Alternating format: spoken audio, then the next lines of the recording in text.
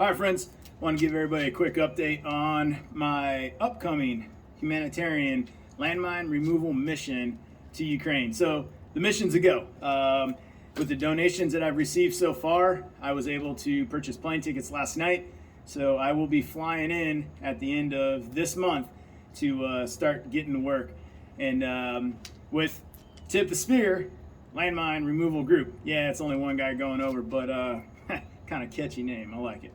Anyways, with landmine, IED, explosive hazards, whatever, with anything that deals with explosives, there's crazy enough, there's a lot of safety precautions or safety measures you want to take.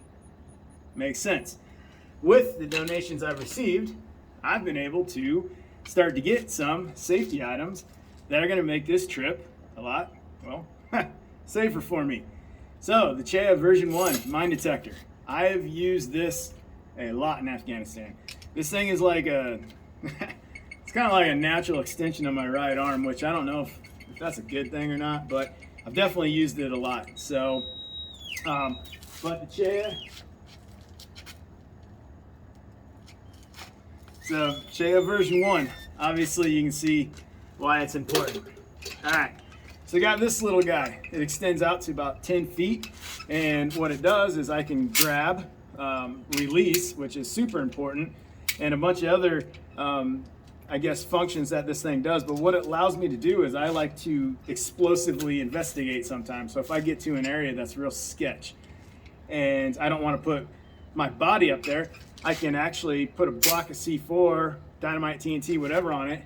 It extends up to 10 feet. I can place it, release, detonate that charge that I placed, and hopefully it'll uncover what I want to investigate, or maybe even hit the main charge, and you get that secondary explosion and good to go, and it uncovers all kinds of stuff. Sickle stick. This thing is money in the bank for safety items with explosives. So if I come up to, like I said, a sketch area that I want to investigate, when it comes to victim-initiated explosives, there's very rarely just one out there by itself. We have the saying, where there's one, there's five, or it could be 7 or 3 or whatever. But there's very rarely just one out there by itself. Why? Because you don't get the bang for your buck that you're looking for. And I can go into all kinds of reasons. But what this does is it extends out. I think this is 12 feet. And there's a rake on the back. And it allows me to investigate the area that I am sketch about without putting my body, at risk of going up there and possibly getting myself injured. So that thing, sickle stick, money in the bank for safety items.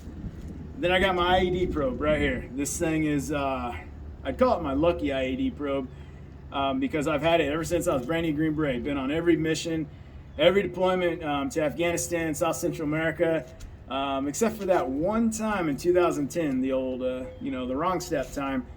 This thing has found a lot of IEDs. So got my mine probe coming over there with me, and yeah, it's awesome. So the mission's coming together. I appreciate all the donations, what people have done to make this a reality. Thank you guys so much.